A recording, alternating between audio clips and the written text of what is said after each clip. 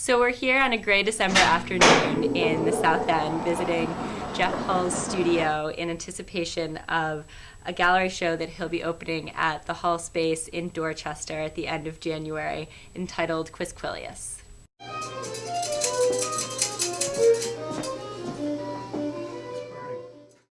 All my paintings have never been particularly flat. They've always had sort of a illusion to a three-dimensional nature to it. And contrasting colors bring forms, project forms out of the canvas where you have a darker light side, a shadow form to it. But I needed to get off the surface. I wanted to get three-dimensional. I wanted things to come off the wall. I wanted to form things with my hands. I wanted to squeeze and mold and shape and have tangible materials that I could glue down, screw down, and cover with paint. I wanted to use my hands less oriented towards the brush and more oriented towards cutting and fabricating. Because the pieces are so involved, you really need to look in all directions at them, because when I did them on the table, I could move around them and look down on them, but on the wall you really should sort of see them from all sides.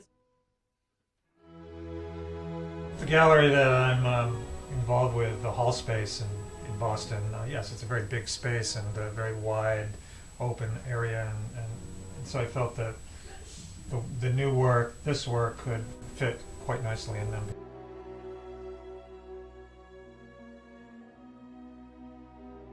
Do you ever, change things at different points? Or like add or remove when it's on different. I'm always adjusting. So it's not just adding. You'll take things away. It's very much a subtraction, additive sort of procedure.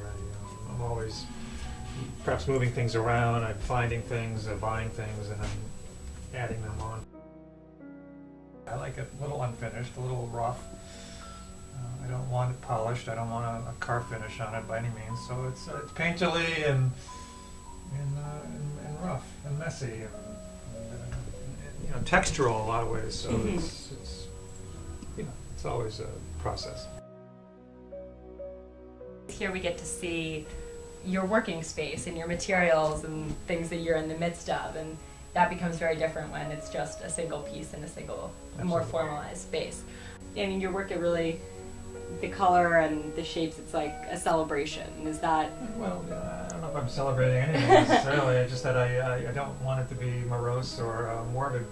I want color. I like color, and I've had all these colors around, and color for me is very emotive. I paint because it's what I do, and it's my identity. Actually, I'm a painter. I'm an artist, and I do it because I need to.